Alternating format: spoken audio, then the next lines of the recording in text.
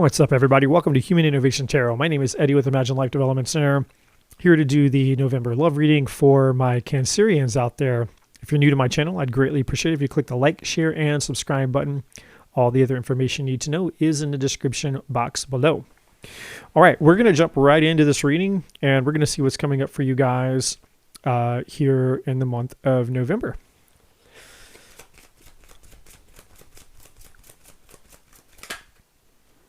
All right, so first card we have out is soulmate. So you guys could be meeting a soulmate. If you're in a relationship, then you could be dating a current soulmate. Let's take a look and see what else wants to come out for Cancerians. Well, the next card we have is home.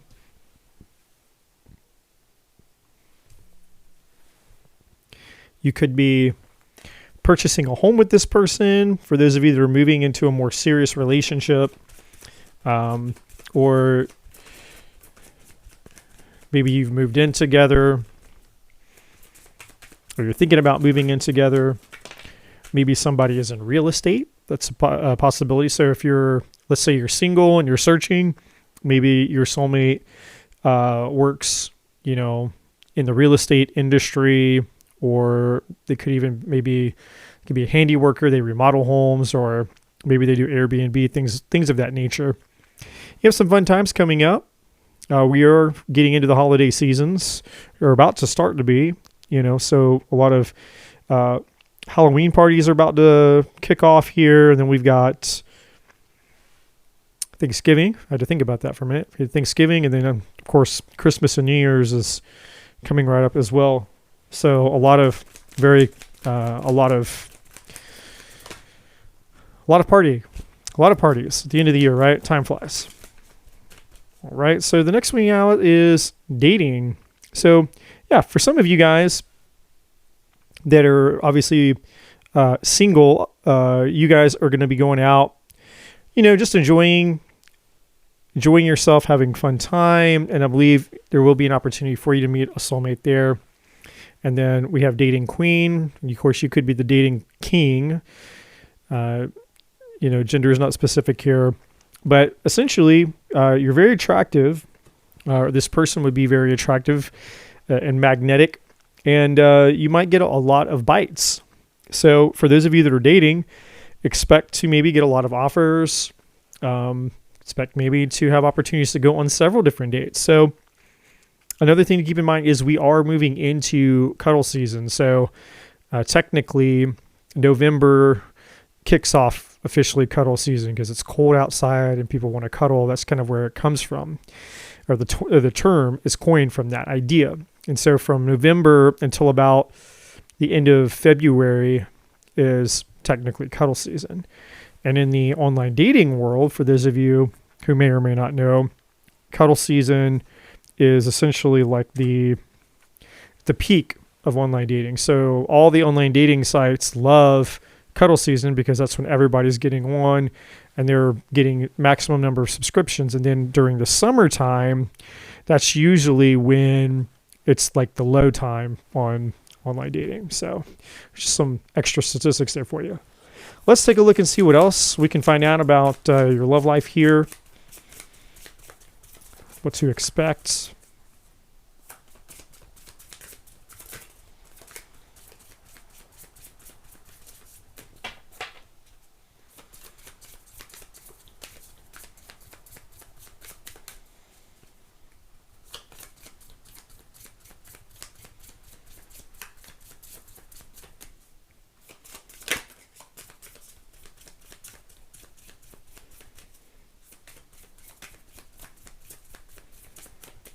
Really wants me to shuffle, apparently.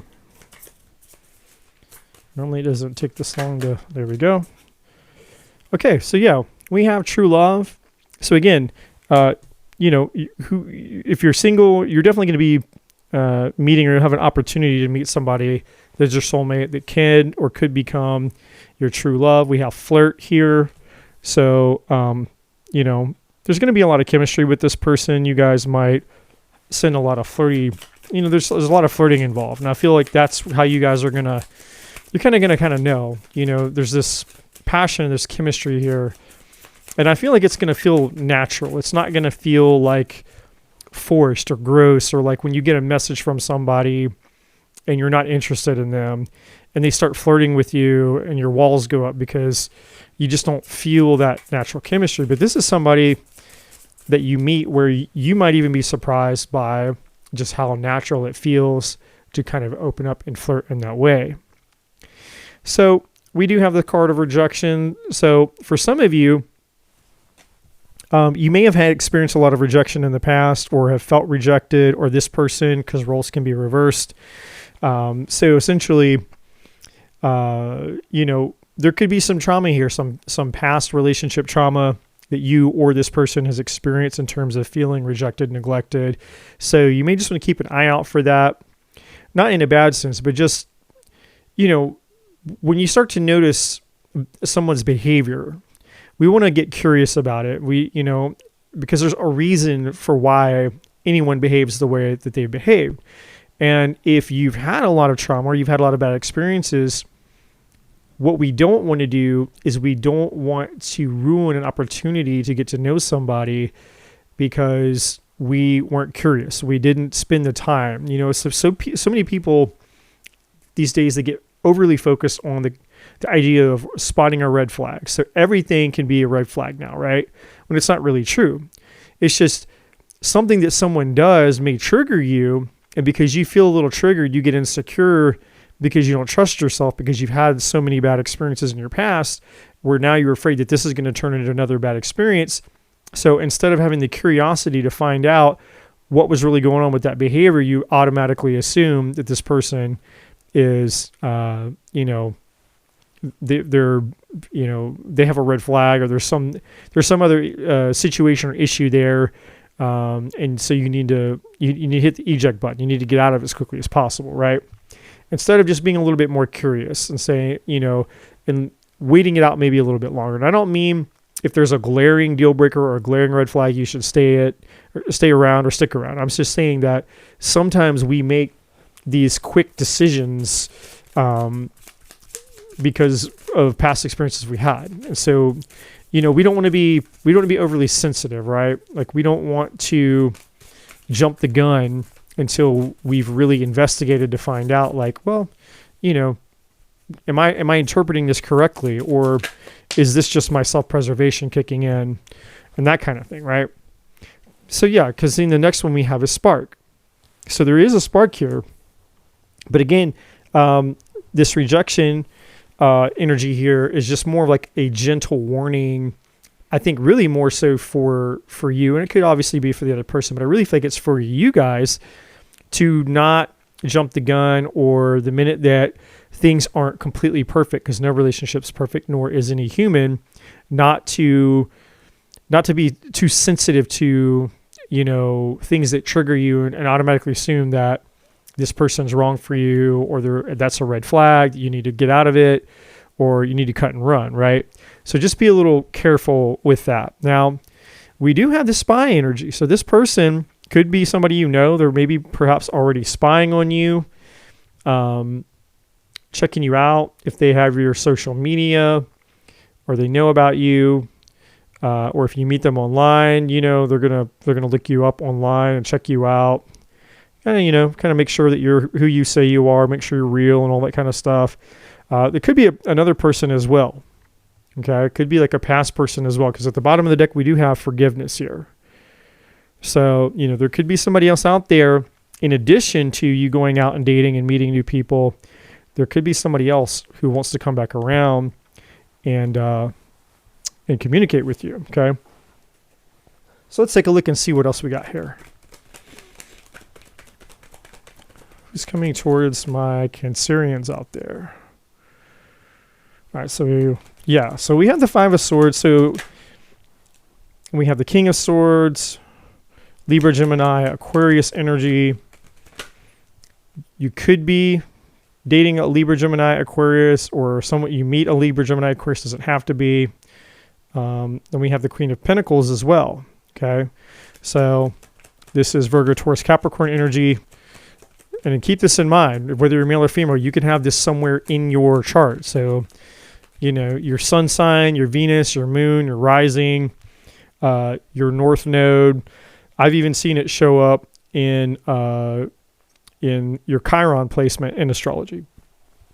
So, it could show up anywhere because we have so much energy in our astrology chart, so many placements. These could also be other influences if they do not resonate with you. My Cancerians, these could definitely be other people surrounding you. Could be friends, family members, things like that. Let's get, so we have the Magician here, and let me get this other one as well.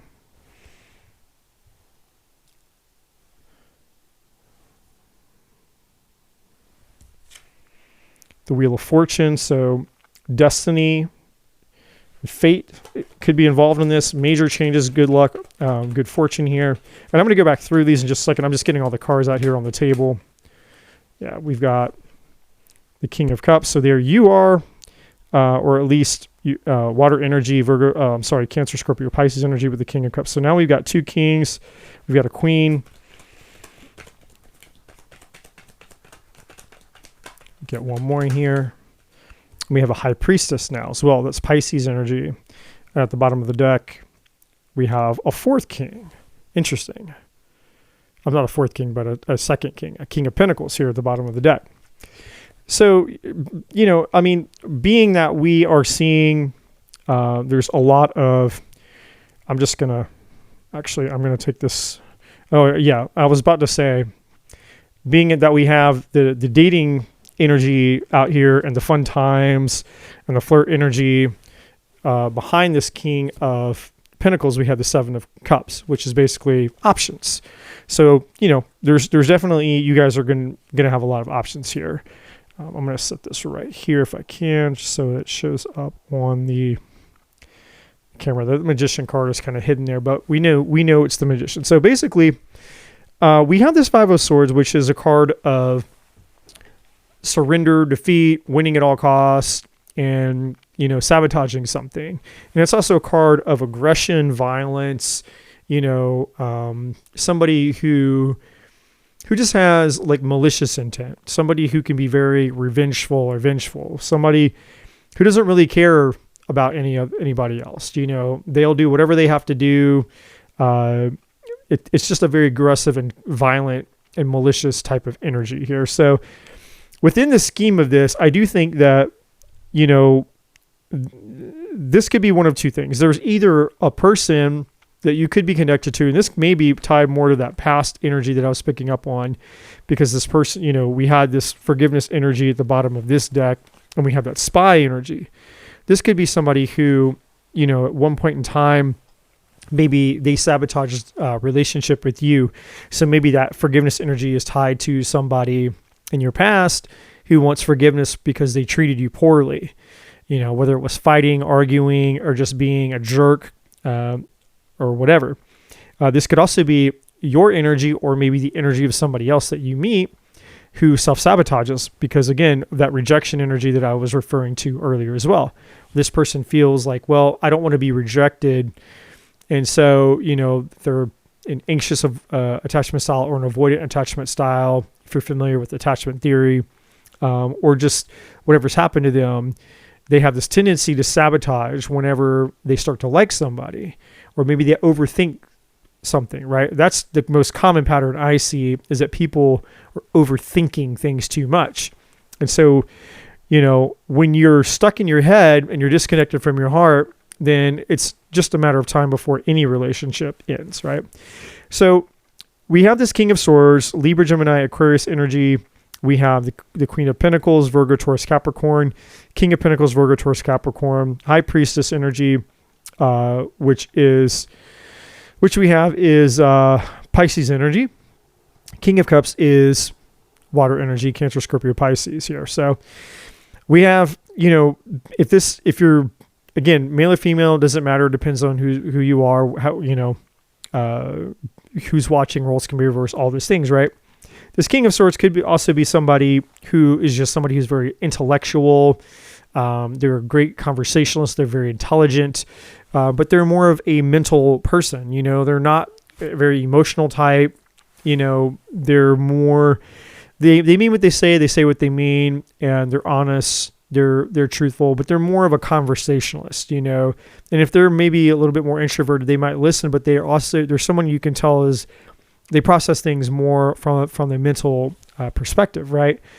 Then we have this Queen of Pentacles energy here, who could be, somebody who's like a single parent or a single mom. They don't have to be. Somebody who's a hard worker. They could own their own business.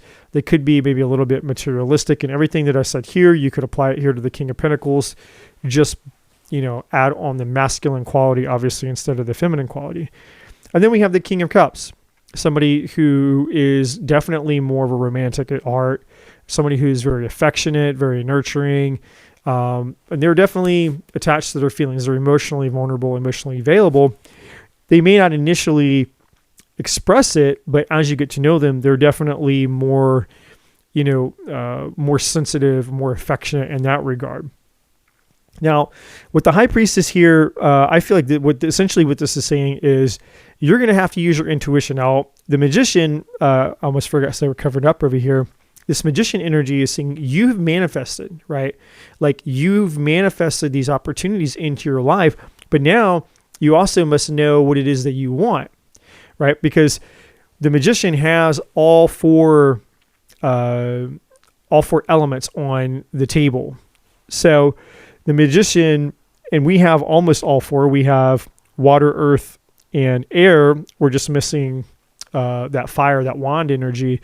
But essentially, it's saying you're the one who gets to decide and choose out of the options that are coming to you in the dating world. You get to decide what it is that you want. You're going to have to trust your intuition here with that High Priestess energy. But one of these options is, more fated than not. So one of these options is this soulmate energy, is this true love energy. One of these options here is tied to that Wheel of Fortune. And in other words, you were destined, you were fated to meet one of these options, one of these people.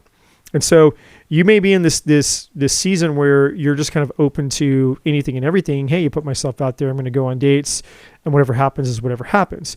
But you're going to meet somebody coming up in November where one of the options that you go out and you date and you notice and you see is going to be kind of like a fated destiny type of, or even a serendipitous type of meeting here. Okay. So let's take a look here. Let's just take a look at a few more energies here before we close out the reading for you guys. What do my Cancerians need to know about this? What do they need to know for November?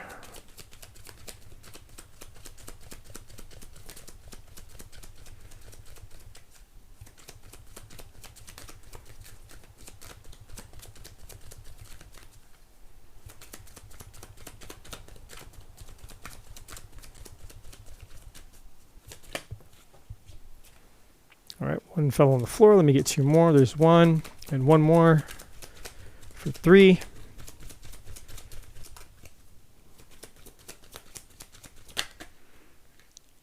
All right. So the first one is engagement. Your love life is ascending to a higher level of commitment. So yeah, one of these people, we'll actually have two energies on this. So you may have had a past person that you broke up with. Could be tied to that Five of Swords energy. You have a past person maybe you broke up with where you thought you were going to get engaged to that person. Maybe you thought you were going to get married to them, something of that nature. And then, of course, obviously, it didn't work out. And then we have that forgiveness energy at the bottom of the deck. So that's one possibility here. Somebody wants to come back and, ask for forgiveness. Now, for others of you, this Wheel of Fortune energy is tied to one of the people that's going to be coming into your life, and they're somebody that you may actually end up getting engaged to, moving in with, all of that good stuff. The next card we have out is Release Your Ex. So obviously, your ex is probably not the person here. They're not the one that you should choose, even if they come back. And then we have separation, time apart from your partners on the horizon. So I think that's just another clue, an indicator that you do have a past person coming back. But if you want something new, and it's totally up to you with this magician energy. It's up to you what you choose. But if if some of you guys want the past person, then of course you can have that past person. But it is indicating that if you have been in a relationship with a past person, obviously you guys are currently in separation. And if you're wanting them to come back and, and you're looking for that opportunity to have a second chance, then the energy on the table indicates that that's most likely going to happen. Like that person will come back. They're going to seek you out for forgiveness, and you may be able to have a second chance. Now, I don't believe that this engagement energy, because look at the bottom of the deck, we have wedding now. So we have engagement moving to wedding, and then we have the house there as well. So it's like all the things, the progression of the relationship, right? I don't believe that that the past person is this Wheel of Fortune, Fate of Destiny energy. I could be wrong on that, but I don't sense that. I think that it's somebody new, which is why the Release Your Ex energy is here, right?